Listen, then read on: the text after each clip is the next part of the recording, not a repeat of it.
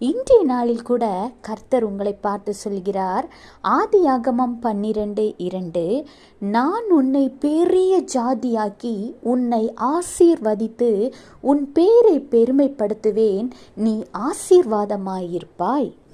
வேதாகமத்தில் ஆபிரகாமை ஆசீர்வதித்த தேவன் உங்களையும் ஆசீர்வதிப்பார். போன வருடத்தில் சோர்ந்து போய் தலை குனிந்த இடத்தில் எல்லாம் தலை நிமிர செய்து உங்கள் பெயரை பெருமைப்படுத்துவார்.